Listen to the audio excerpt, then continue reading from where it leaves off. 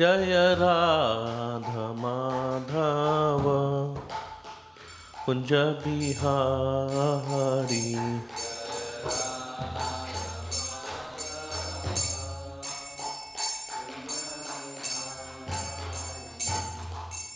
गोपीजन वल्लभ गिरिवरधारी।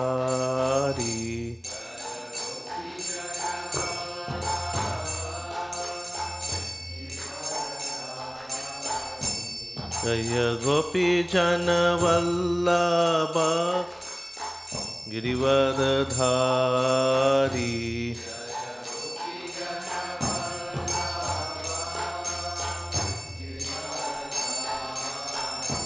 जय गोपीजन वल्लभ गिरिवरधारी।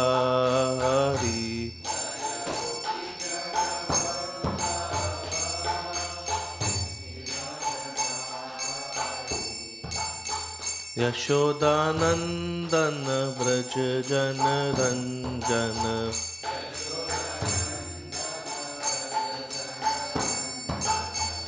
यशोदानंदन व्रज जन रंजन।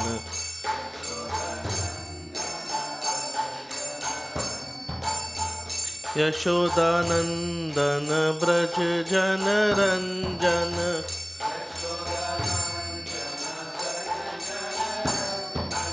यशोदानंदन व्रज जन रंजन।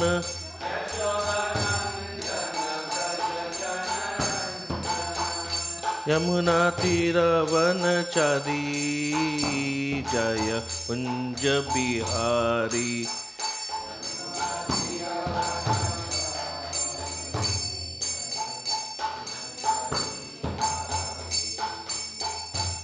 जय राधा माधव कुंज बिहारी।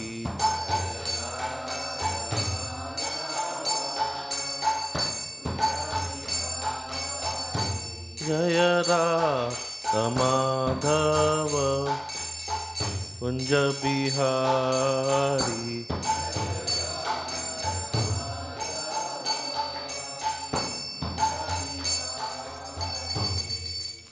जय विष्णुपाद परमहंस परिचर अष्टक his divine grace Shri Bhaktivedanta Swami Srila Prabhupada की। इस्कॉन फाउंडर आचार्य श्रील प्रभुपाद की। जय विष्णुपाद परमहंस परिचर अष्टक his divine grace Srila Bhakti Siddhanta Saraswati Thakur Prabhupada की। अनंत कोटि वैष्णव वृंद की। श्रीमद् भागवतम की पार्श्व एकादशी महामहोत्सव की। निताई गौर प्रेमानंदे। All glories to assembled devotees, all glories to assembled devotees, all glories to assembled devotees, all glories to Shri Shri Guru and Gauranga, all glories to Srila Prabhupada. Om Namo Bhagavate Vasudevaya. Om Namo Bhagavate Vasudevaya. Om Namo Bhagavate Vasudevaya. Narayanam Namaskritya Naram Chaiva Narottamam Devim Saraswatim Vyasam Tato Jayamudiraye Nashtaprayeshu Abhadreshu नित्यं भागवत सेवया भगवतेरुत्तम श्लोके भक्तिर्भवति नैष्ठिकी। Hare Krishna. Welcome everyone. Today we are reading Srimad Bhagavatam, Canto 3, Chapter 1, chapter entitled Questions by Vidura, and this is verse 43 on the board. नूनं नृपाणां त्रिमतोत्पथानां नूनं नृपाणां त्रिमतोत्पथानां मही मुहुश्चलयतं चुमुभिः महिं मुहुश्चलितं च movie वधात् प्रपन्नारति जिहीर्षयेषो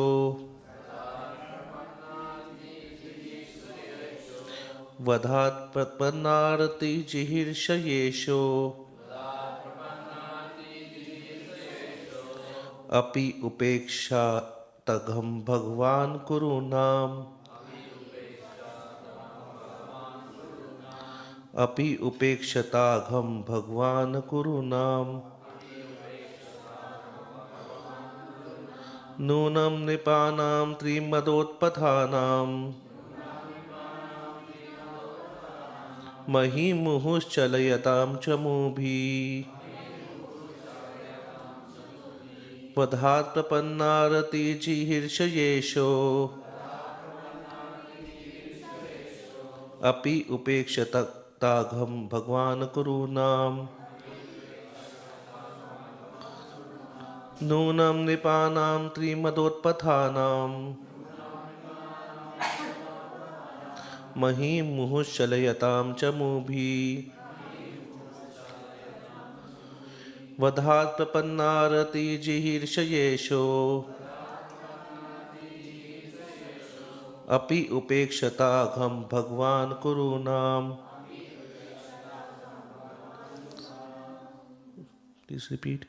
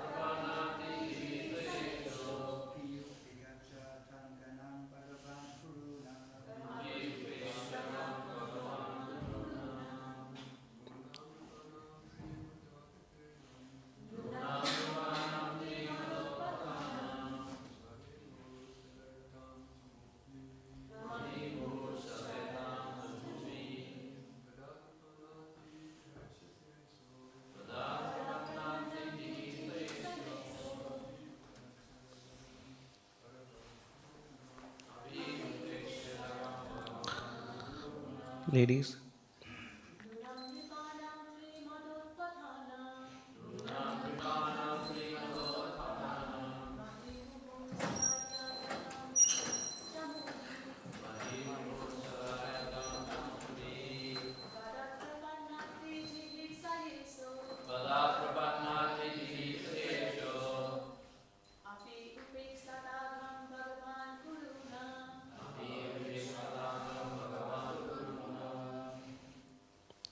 thank you. Translation, word meaning and purport by Srila Prabhupada. Srila Prabhupada ki. Thanks. Nunam, of course. Nipanam, of the kings. Three, three. Mad utpathanam, going astray out of false pride. Mahim, earth. Muhu, constantly. Chalayatam, agitating. Chamubhi, by movement of soldiers. Vadhat, from the act of killing. Prapanna, surrendered. Arti jihirshaya, willing to relieve the distress of the sufferers. Isha, the Lord. Api, in spite of. Upekshata, waited. Agham, offenses. Bhagwan, the Supreme Lord, Kurunam of the Kurus. Translation: despite his being the Lord and being always willing to relieve the distress of sufferers, he, Krishna, refrained from killing the Kurus, although they committed all sorts of sin, and although he saw other kings constantly agitating the earth by their strong military movements carried out under the dictation of three kinds of false pride. Please repeat. Despite his being the Lord and being always willing to relieve the distress of sufferers, he, Krishna, refrained from killing the Kurus, although they committed all sorts of sins, and although he saw other kings constantly agitating the earth by their strong military movements carried out under the dictation of three kinds of false pride. Purport by Srila Prabhupada. As declared in Bhagavad Gita, the Lord appears in mortal world to execute his much needed mission of killing the miscreants and giving protection to the suffering faithful. The famous verse in Bhagavad Gita, Yada Yada Hi Dharmasya. In spite of that mission, Lord Krishna tolerated the insult to Draupadi by the Kurus and injustice perpetrated against the Pandavas, as well as insults to himself. The question may be raised, why did he tolerate such injustice and insults in his presence? Why did he not chastise the Kurus immediately? When Draupadi was insulted in the assembly by the Kurus by their attempt to see her naked in the presence of all, the Lord protected Draupadi by supplying an unlimited length of clothing. But he did not chastise the insulting party immediately. The silence of the Lord did not mean, however, that he excused the offenses of the Kurus. There were many other kings on the earth who had become very proud of three kinds of possession: wealth, education, and followers. And they were constantly agitating the earth by movements of their military strength. The Lord was just waiting to get them together on the battlefield of Kurukshetra and kill them all at once, at one time, just to make a shortcut in his killing mission. Godless kings or heads of state, when puffed up by the advancement of material wealth, education, and increase of population, always make a show of military strength and give trouble to the innocent. When Lord Krishna was personally present, there were many such kings all over the world, and he thus arranged for the battle of Kurukshetra. In his manifestation of Vishwarupa, the Lord expressed his mission of killing as follows. Quote, I have willingly descended on the earth in my capacity of inexorable time in order to decrease the unwanted population. I shall finish all those who have assembled here except you, the Pandavas. This killing does not wait for you to take part in it. It is already arranged. All will be killed by me. If you want to become famous as the hero of the battlefield and thus enjoy the booty of war, then O Sabyasachi, just become the immediate cause of the killing and thus take the credit. I have already killed all the great warriors, Bhishma, Drona, Jayadratha, Karna, and many other great generals. Do not worry. Fight the battle and be famous as a great hero. Quote unclosed. This is from Bhagavad Gita 11:32 to 34. The Lord always wants to see his devotee as the hero of some episode which he himself performs. He wanted to see his devotee and friend Arjun as the hero of the battlefield of Kurukshetra, and thus he waited for all the miscreants of the world to assemble.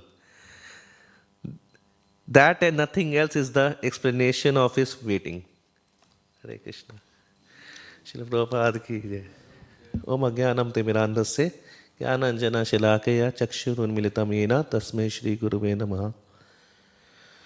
Shri Chaitanya Manobishtam Stapitam Yena Bhutale Swayam Rupa Gadamayam Dadati Swapadantikam. Jai Shri Krishna Chaitanya Prabhu Nityananda Shri Advaita Garadarshi Vasadi Gauravatrinda.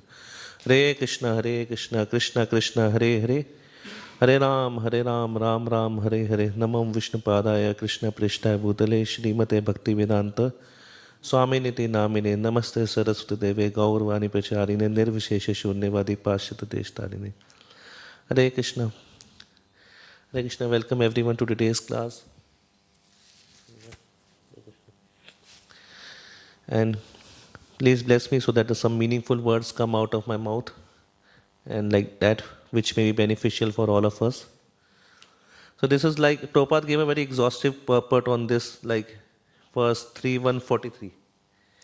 And like that he explains why Krishna was waiting, why Krishna didn't chastise all the Duryodhana party immediately. He could have done so easily, but he waited. And interestingly, like it's being said here, like that Krishna is active. He is like Arti Jihirshya, willing to relieve the distress of the sufferers. Krishna is willing to relieve the distress of the sufferers. I mean, Krishna is not lazy. At other place in the Bhagavatam, there is a prayer by a devotee to Krishna that, oh my dear Lord, you are never lazy. It's not that Krishna is being lazy or Krishna doesn't know, he doesn't see or he doesn't hear. Sometimes we pray to the Lord and we may think that why Krishna is not hearing me. Does he hears me? Does he really hears me? Or does he sees that I am suffering? I have been praying for so long and maybe he is not hearing me, so I will tell now this devotee to pray for me. And now also Lord didn't answer my prayer. Now this devotee is praying for me. Maybe I should go to some more senior devotee, maybe some Maharaj, or ask them to pray on my behalf. They prayed, still Krishna didn't hear. I mean, does Krishna actually answers the prayers, or does Krishna actually see us suffering? So Krishna is not lazy. Krishna is willing to mitigate our suffering, answer our prayers immediately.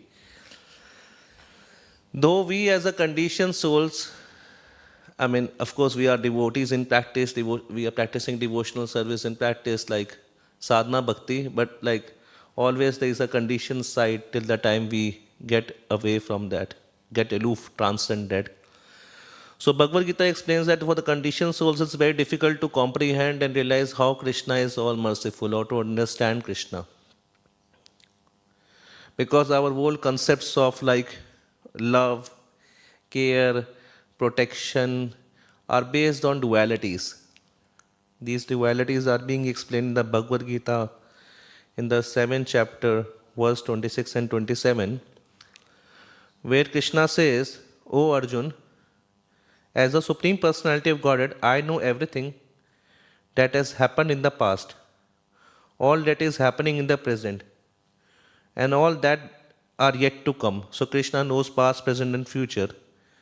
I also know all living entities, but me, no one knows. So Krishna is saying like that. He knows past, present and future. He knows every one of us, each one of us individually and collectively. But living entities don't know him. And yeah, so this is like something like, okay, bit humbling, like yes, we don't know Krishna actually. We have to know him. And then in the 7:27 he says, Ichha dvesha samuthena dandva mohena bharata sarva bhutani sammoham sarge yanti parantapa. O scion of Bharata, O conqueror of the foe, all living entities are born into delusion, bewildered by dualities arisen from desire and hate. So this material world means that the dualities or delusion of desire and hate, Ichha dvesh. So all the conditioned souls here are like bewildered by this desire and hate, like One side desire, other side hate, other side like ichha and dvesh. So when we are blinded by this, or to the limit, to the degree we are covered by this ichha and dvesh, to the degree we are blinded by this ichha and dvesh, it is very difficult to understand the Lord. It is really very difficult. So Prabhupada writes in the purport, such deluded person dwell in the dualities of dishonor and honor. Dualities again. Dishonor and honor, misery and happiness, woman and man, good and bad, pleasure and pain, thinking this is my wife, this is my house, I am the master of this house, I am the husband of this wife. These are the dualities of delusion. Those who are deluded by dualities are completely foolish and therefore cannot understand the Supreme Personality of Godhead. So, to the degree we are in this like dualities, to the degree we really cannot appreciate how Krishna acts or how Krishna protects. We hear that Krishna protects the surrendered souls. Krishna says, Ma Shucha, surrender unto me, do not fear.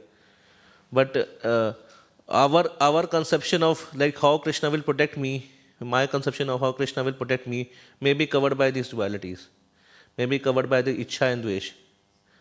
So, and to the degree it is covered, it's really not, it's difficult to like appreciate and comprehend Krishna's like way of doing things. Krishna has style, like in the sense. Krishna is like, if you see, like Krishna does things in his own way.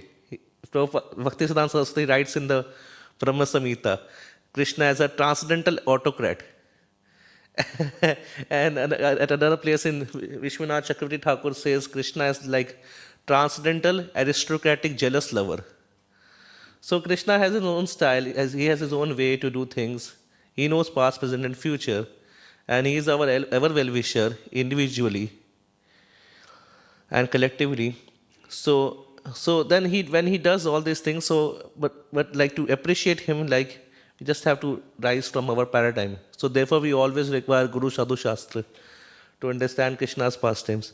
Here we see like the Vidura as this like saying that that Krishna didn't, despite his being the Lord and being always willing to relieve the distress of sufferer, he refrained from killing the Kurus immediately.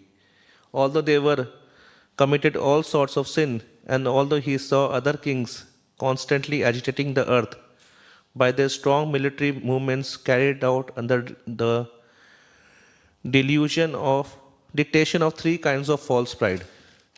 So these three kinds of false prides are also very interesting. Prabhupada writes, wealth, followers, and education. Wealth means dhanam, followers means janam, and education can fall more or less in kavita.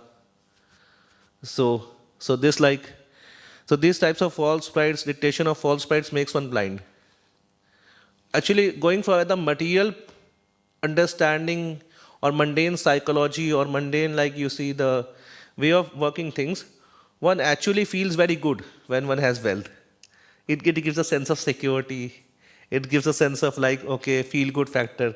Let's say if somebody is poor, somebody is like always at the mercy of someone else, so then it's not a very, what do you say? It's not a life of dignity. One should have some wealth so that one can like be like in his like, so that one can be himself. And some followers are definitely needed, and some education is definitely needed. So going by the material level and mundane psychology, this is very, is desirable in the sense, and like it's for your well-being. It gives a sense of well-being, feel-good factor. But on the spiritual level, more one has the wealth, followers, and education, which is not connected to Krishna. The more one becomes spiritually blind. So there is like andha. This word is used in Sanskrit. So this is known as like madantha, like one who is intoxicated and blinded by the pride. Similarly, there is known as dhanantha, somebody who has so much dhana that he becomes blind. So kamandha, somebody is blinded by lust, being blinded by the kam. So so in this way, this blinds us, and there were many kings like that who were going astray out of false pride, and they were increasing their, like, what do you say, military, like, and everything.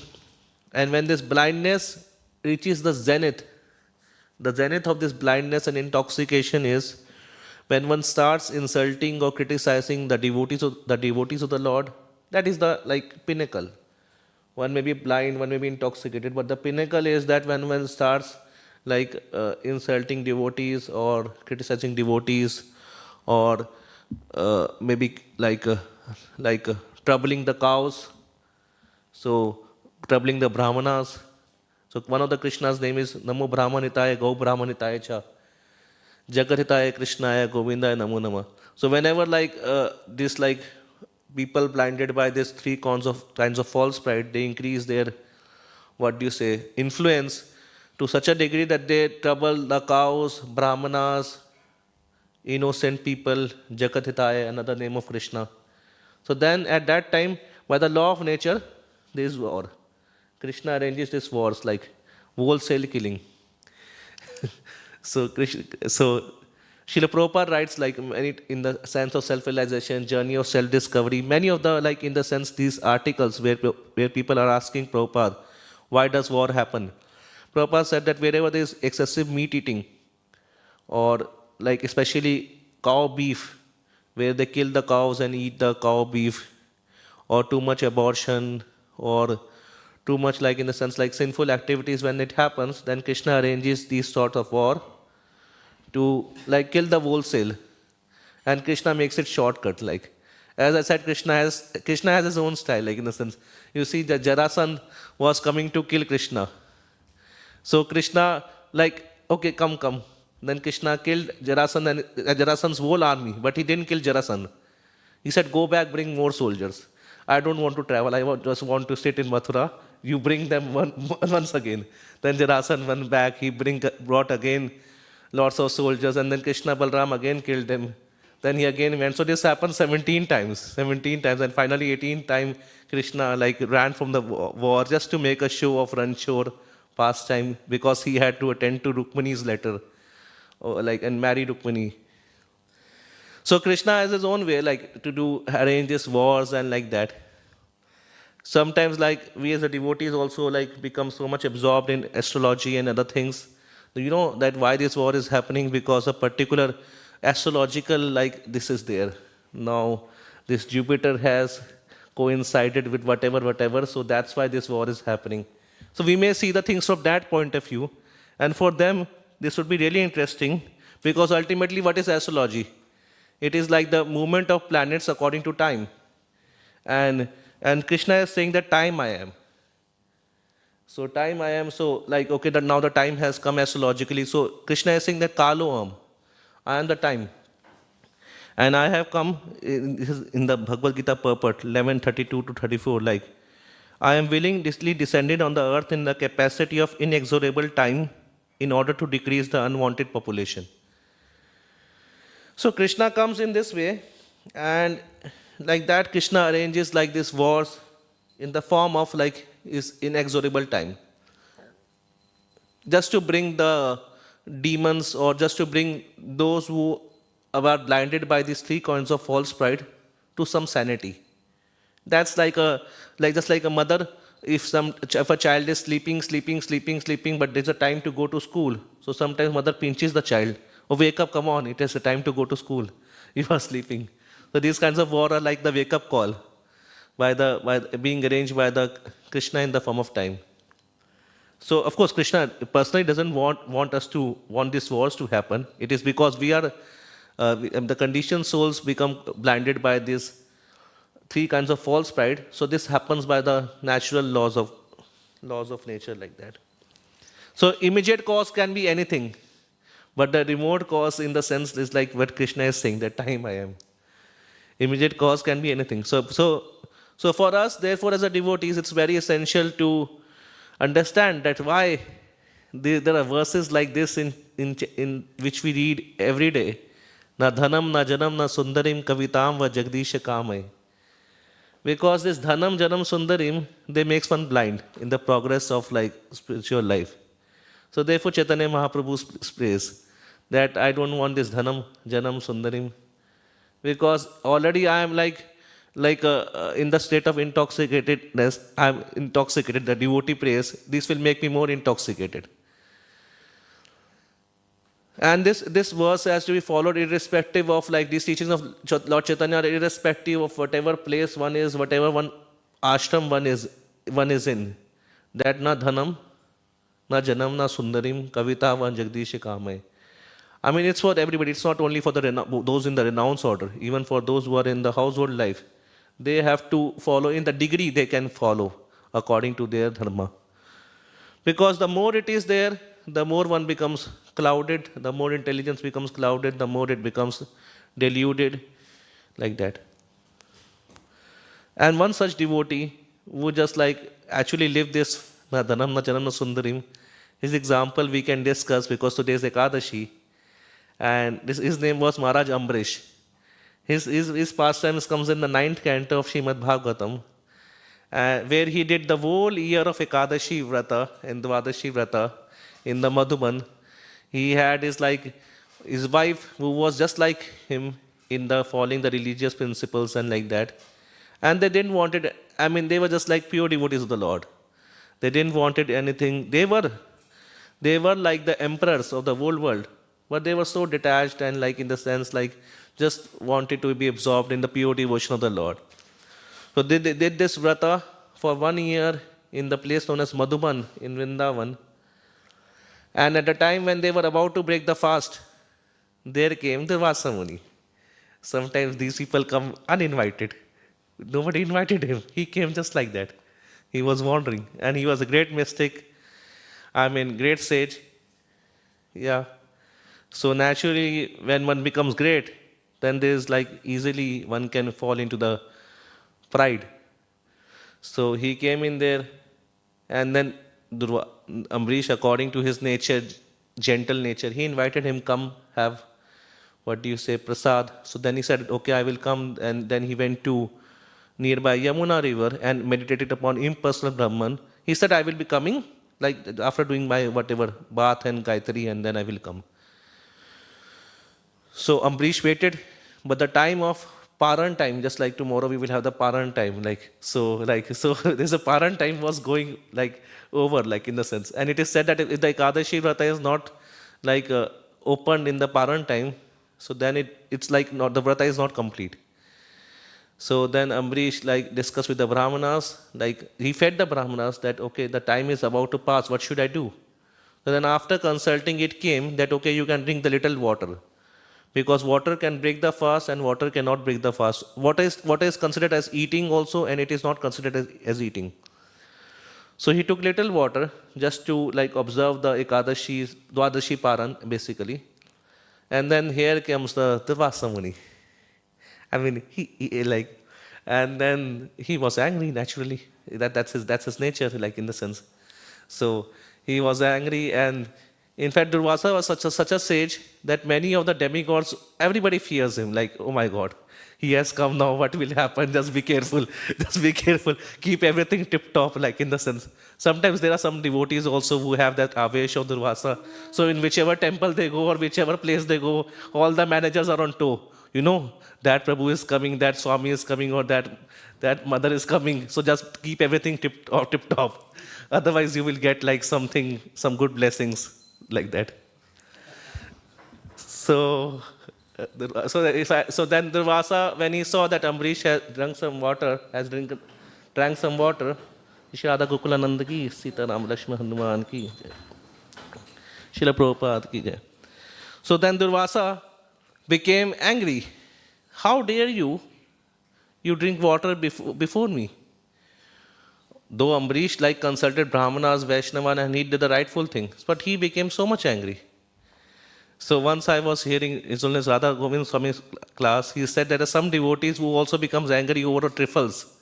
Like somebody is showing Aarti, and if they don't show Aarti to him first, then they become angry. Like, you didn't show me Aarti first. Now he becomes so angry that now as if the whole Aarti is now false because it is not being shown to me first. So Maharaj was saying in that way, sometimes devotees also become like that. So we should be careful, not to fall in that. So anyways, Durvasa became angry, and then he just took from his shikha, he just put that shikha down, and he created a demon. Kritya says, which said in Sanskrit, who was to devour the Ambarish. Now Krishna is a proactive God. As I said previously, that Krishna is not lazy. So Krishna knew that something may happen in the future. So Krishna has already instructed Sudarshan Chakra that protect Ambarish whenever Ambarish is in danger. So as soon as this Kritya came to devour Ambarish, the one from the back of Ambarish came Sudarshan Chakra, and it just killed that Kritya. And after killing Kritya, Sudarshan was so angry, Sudarshan Chakra, that he didn't stop. He chased Durvasa. And now Durvasa started running. He ran. He ran to the Sumeru mountain cave. And then Sudarshan, what he did, he just started heating the Sumeru mountain cave so that he was not able to hide inside. There was so much heat coming. Then he ran out of Sumeru mountain. Then he ran to beneath the ocean. But then what did Sudarshan did? He boiled the water. So now he cannot hide in the ocean. So he had to come out. Then Durvasa ran to Indra. Okay, Indra, give me shelter. Now for Indra, it was funny. Okay, you always come and you always threaten us. We are always afraid of us. And now you are coming to take shelter, our shelter. So Indra was at first okay, he is coming to take my shelter. Wow. In the sense so, but then when he understood that, okay, he has committed offense towards Ambarish, Indra became very careful. I won't get into this. Because you have committed offense towards a devotee, I won't get into this matter. I'm sorry, So you please, so he's taking shelter of Indra or Swarga Loka, but they are, please, it's not possible. Please go somewhere else. Then he went to Brahma, and Brahma said, what can I do? I mean, why did you mess with the Ambarish? Why did you offended him on such a small thing? This Sudarshan Chakra is of Krishna, Vishnu, and we have no power to negate, to what do you say, go against his will and order. Sudarshan is not moving on his own. It's will of Krishna. And then, so he got condemned everywhere. So then finally he went to Shiva. So Shiva said that, I cannot do anything, I'm sorry. And then he said that basically we are 12 Mahajans, we are all working according to the will of Krishna. And yeah, so, but I'm sorry, I cannot give you shelter. So he said, but I can help you. You go to the same Lord of whose devotee Ambarish is. And you ask him, maybe he can help you. So then Durvasa went finally to Krishna. And to Vishnu basically. Krishna, Vishnu is same thing in one sense. So then Vishnu said, actually I am also not independent, what to do? I cannot do anything. And he spoke the famous verse, Aham bhakta paradhina hi aswatantra eva dvija sadhu bhed grasta hridayo bhakta jana priya. Durvasa was saying that, my dear Lord, I am going to the hell because I just in the sense offended your devotee, but you can deliver me because simply by your holy name is has the power to deliver that. So Krishna said that, but what to do? I am not independent. You are not independent? Yeah, I am not independent. I am dependent upon my devotees. Because my devotees who are completely devoid of material desires, who are not who are not after this dhanam janam sundarim kavita. So what they do, I sit only within the core of their hearts. And what to speak about devotee? The devotee of my devotee also is very dear to me. So I am not independent. So you are not independent. So why did Sudarshan Chakra came? Actually, Sudarshan Chakra came on his own. As soon as you tried to offend Ambarish, so tried to kill Ambarish, then all the devotees of the world, they desired Sudarshan to chase you. They desired Sudarshan should kill you. Why all the devotees said, even before Krishna could say something, all the complete will of all the devotees of the world said that although Durvasa is a great mistake and he can travel everywhere, but he has crossed his boundary. He has crossed his boundary by like trying to kill Ambarish. So all the combined will of all the devotees made the Sudarshan go. And Sudarshan is just going like out of his own way. I didn't did anything. Krishna is saying in one sense, like, I didn't did anything. And then Krishna is saying, O best of the Brahmanas, without saintly persons, for whom I am only the destination, I do not desire to enjoy my transcendental bliss, my supreme opulence. And then he says that those who give up their home, wife, children, everything to simply to serve me. So then how I can give up those devotees? Ambarish left everything to serve me. And you just came to me when you had no other shelter. You first went to Indra, you then went to Sumeru, you tried your best. You went to first Sumeru, then you tried to hide in ocean, then you went to Indra, then Brahma, then Shiva, and then finally when nobody helped, then you came to me. But Ambarish is like so unflinchingly attached to me, that's like so much my Ananya Bhakt that he didn't went anywhere. He simply and he didn't even pray to me to protect me. So such kind of what do you say, undeviated, avyabicharini bhakti is there in Ambarish. So how can I forget him in the sense? And in that way he keep on saying, and then he finally says that my devotees don't even desire the liberation. This all 5 sides of liberation. That's what Chaitanya Mahaprabhu says in that verse. Mama janmani janmanishware bhavatad bhakti rahetu ki na dhanam na janam na sundarim kavitam va jagdish kame. So just see yourself and Ambarish, just have a bit comparison in the sense. You are after so much siddhi and so much power, and he doesn't desire anything. So then he says, Sadhavo hridayo mayam sadhunam hridayam tuham madanyate na jananti naham tebhyo managapi.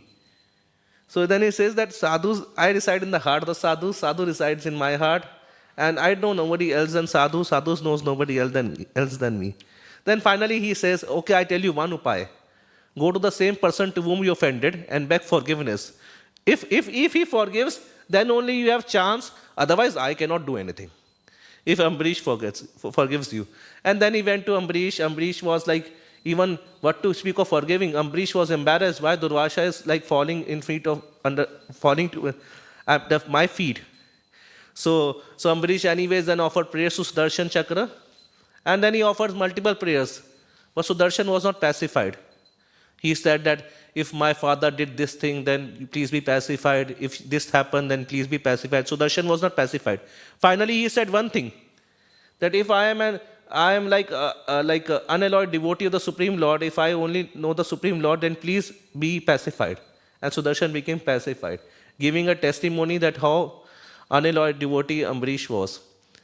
And then after Sudarshan got pacified, Ambarish invited Durvasa, okay, now come at least have now prasadam. You have been traveling for 1 year around the world. So then they both had prasadam and like that. So this pastime especially is very nice to remember on this day on Ekadashi. And this pastime shows that how much possessive Krishna is of his devotees. I mean, Krishna loves his devotees so much. And Krishna, he's not lazy, he's very active, and he just takes care of his devotees in such a nice way. Prabhupada says in one of the lectures in Bhagavad Gita that Arjun was ready to forgive the whole party of Duryodhana. He didn't want to fight. We see in the beginning, in the first chapter of Bhagavad Gita. And then Prabhupada, while saying that, Prabhupada spoke in a very strong voice. But Krishna was not ready to forgive him. But Krishna was not ready to forgive them. Arjuna could forgive them, but Krishna was not ready to forget or forgive them. Because they committed so many offenses. They insulted Draupadi, they put Pandavas into so much trouble. So the silence of Krishna does not mean that he is not looking after it. And then Krishna wanted Arjun to be hero of the battlefield. So Krishna wanted Arjun to be hero, and then there was Hanuman. Hanuman was the hero of which yuga? Treta Yuga. He fought with in one sense he he went alone, he came to know about Mother Sita, and then he burned the whole Ashok Vatika and Lanka. So then Hanuman was there. Hanuman was saying to Krishna, I can kill everyone, like just give me the order. So Krishna said, you were the hero of the previous battle. Now I want to make Arjun the hero. So what should I do? You just sit on the flag. And what should I just sit on the flag? Okay, so from time to time you can roar. Like monkeys like to roar. So Hanuman was there sitting on the flag in the whole battle of Kurukshetra, roaring like a cheerleader. Like you say, sometimes cheerleaders are there, or like Arjuna would kill some of the like enemy, and then Hanuman would go, wow, like that, and like that, do something like that. So, I mean, when I heard this pastime, I actually like got this like that. In our life also sometimes Krishna or sometimes authorities, spiritual master, governing body commissions, TBC representatives, they temple president, they want to make a particular devotee as a hero, as a departmental in charge, or as like, what do you say, they give them some particular position. So when they want to make somebody as a hero, then we just like be like a cheerleader, just cooperate. Like if Hanuman was not coming off and on, maybe you should, Arjun, maybe you should go do like this. This will help you. He was not coming in and out and giving some instructions or suggestion. He was just following the order of the Lord, like just being a cheerleader like that. So when I just so this is also like one of the interesting things that when Krishna wants to make somebody as a hero, then we cooperate with that Krishna's plan. Again, like we get over this ichcha and dvesh, what we have. So these were some of the thoughts like in that. And Krishna is not blind, Krishna is not deaf, dumb. He hears our prayers and he answers the prayer in his own time. His silence doesn't mean that he is not responding. And when we are blinded by these three kinds of false ego, false pride, then we really can't understand him. Ichha dvesh samudhena dvanda mohena bharata, we discussed this verse, that because conditioned souls and to the degree we are blinded by this delusion and dualities, to that degree we are not able to comprehend the greatness of Krishna and the plans of Krishna. And then we see that's why Chaitanya Mahaprabhu says, na dhanam na janam nam sundarim kavitam va jagdish kamaye. Because all this blinds us, intoxicates us. From the material point of view, mundane point of view, this dhanam janam sundarim can give us feel-good factor, a sense of security. But from spiritual point of view, like if it's not connected with Krishna, then it's like it makes us blind, spiritually blind. And then we discuss the pastimes of Ambarish to tell that how proactive Krishna is. He had already given Sudarshan Chakra for his protection, and Krishna acted immediately in that case, in the case of Ambarish. And how and then Krishna's heart. What is Krishna's heart? Krishna loves his devotees so much. Like he says that, okay, I am not independent. I am totally dependent upon my devotees in the sense, and devotees are my heart. I am in their heart. How much possessive he is. Then finally we discuss this point that Krishna sometimes want to make a particular devotee as a hero. Here he wanted Arjuna to be hero. And then Hanuman was on the flag as a cheerleader or like that, something like that. These are some of the thoughts. If there are any questions or comments, or please. Srila Prabhupada ki jai. Yes, Rubu. Is there a microphone? Sorry, I have a question. You mentioned, obviously, Prabhupada mentioned education, wealth, and followers can make us spiritually blind if not connected with Krishna.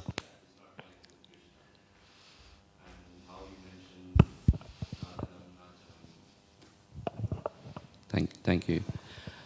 I'm a grahastha. I have a family and I have wealth, education. I don't know about followers, but all these are there in our lives. So on a practical level, as a devotee, we try our best, but I have to study and I have to still gain education, knowledge, and obviously you go to work, money comes through.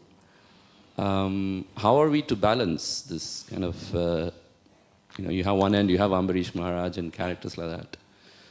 And obviously the Bhagavatam and Chaitanya Mahaprabhu is also explaining those things. But on a daily basis, on a practical level, practicing devotion life and not to get pride in your head. I find it difficult. Yeah. It's not easy. Thanks for your honest question. Yeah, like that. we all have like this challenges, like, and therefore I took the example of Ambrish Maharaj because he was in the Grastha ashram. Same way, and this Chaitanya Shiksha Ashtakam is not for only renounced orders of people like those who are in the renounced order of life. They are for every. This is for everyone. This verse. So therefore, first of all, we should hear this example of the great souls. This example of the great souls, when we hear that, they, I mean, first of all, give us an impression that, okay, this can be done. This has been done. This has been done in the past. This can be done. And this sort of response can also be there. Well, if somebody comes to kill us, or like Durvasa was coming to kill us, we would just cry or we would just run, we would just do so many things. But Ambrish didn't respond it in any way. So it just creates a total new impression on the mind, like that, okay, this can also be the response. And life can be led in this way also, like Ambrish. So therefore we should hear about these examples like Ambrish amongst the association of devotees. Like that, see, what is written about Ambrish? He had achieved the rule of entire world. He was most fortunate, consisting of 7 islands, and achieved inexhaustible, unlimited opulence and prosperity on earth. But he did not care at all, for he knew that all this is material, and which is imagined as a dream. So Maharaj Ambrish was a great devotee, and because of his devotion, he saw entire planet as just like a fig, like because he was so absorbed in devotion. And then comes the famous verse, Savai mana Krishna padara vindyo, vachansi vaikunta kunanu varne, karo harer mandir marjanadishu shuti chakara chuta swakathode, mukunda lingaya darshana drisho, tadbhitte gatra sparshe anga sanganam.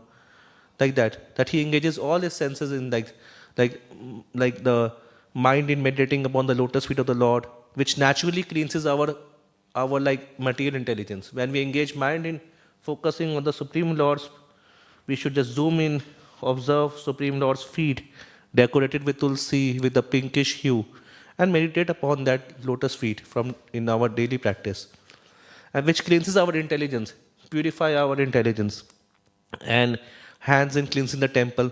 So some part of our life can be engaged in easily in this, like doing these practical services, eyes in seeing the Lord, ears in hearing about the Lord, nose in smelling the flowers offered to the Lord, and in that way, and especially the desires in fulfilling the desires of the Lord.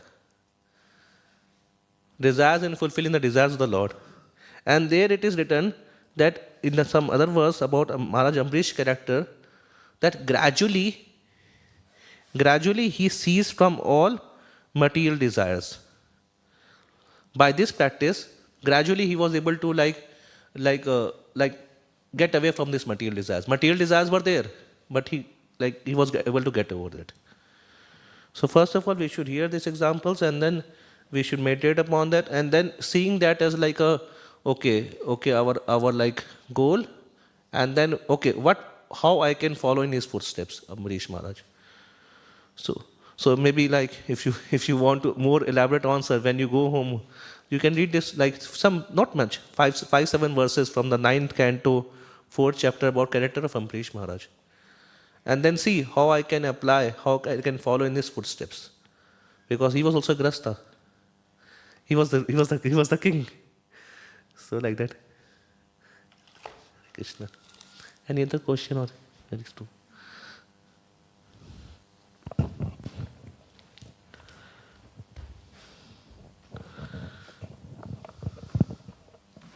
Thank you, Prabhu, for the class. In the class you mentioned there are going to be wars, especially if cows are killed, and Brahmin disturbance or even killing of Brahmanas are there. If you look at the current times, the countries that are actually involved in wars are not so much the leading countries in terms of cow killing. And the countries which are involved in cow import and cow exports, leading countries, they're in fact successful countries in the world. So, how to understand this? How would you explain this? Thanks for your comment and input. Thank you. No, this is comment, na? This is feedback, na? I'm asking a question. Okay, I'm asking okay, a okay. question, yeah. Okay, Or okay, clarification. Okay, so okay, said, you have to understand. Okay, so I said, okay, I thank you. Thank you. Okay.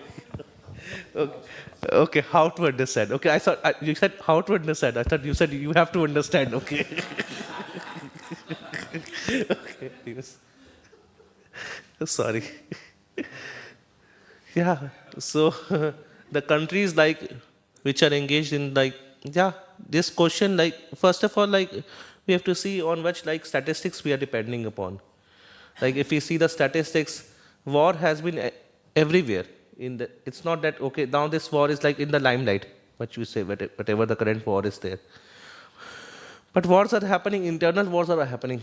There's so many wars happening even in those countries which are like doing the cow killing and like that. And the countries who are importing and exporting, they are happy and prosperous. What statistics and what basis like it's being observed and this conclusion and reached that we will have to study, because we understand from like the scriptures that the dharma acts in his intricate way. So those who are like countries which are like importing and exporting, they might be prospering, but as we said that sometimes Krishna takes time. Krishna was silent for the battle of Kurukshetra to happen. So at that time, Kurukshetra was prospering in a sense. Like even Duryodhana enjoyed 13 years of like Pandavas being incognito before he had to face that deadly war. So war is not happening today. That doesn't mean that war won't happen tomorrow in that sense. Those who are like engaging in the cow killing at a massive level. Like, because the laws of nature will act. It may happen tomorrow. It's not happening today, in a simple way. And our statistics also we need to understand, because many times our statistics are colored by these like different media agencies and other things. So they are not like clear statistics. Yeah. That's what I would say. This one. Anything? Yeah. Yeah. Thank you. I just wanted to, if it's okay, ask another question. Mm-hmm. What was the position of Durvasa Muni? Was he a Vaishnava? After this incident, he became Vaishnava. It is being said by devotees. It's just because you mentioned from his Sika he pulled out the hair. Yeah. Yeah. So He we associate Sika with Vaishnava. So, no, yeah, because it's being said that Durvasa had access to different planets. He could go easily to Indra Lok. He could easily go to Brahma Lok, Shiva Lok, and he could even go to the Vishnu Lok. So definitely he was a very powerful mystic. What it says in the Bhagavatam is that though he was such a powerful mystic, when he went to the Yamuna, he meditated upon impersonal Brahman. So that is one observation which is there. And then what devotees say is that after this incident, he became and he knew about Vishnu.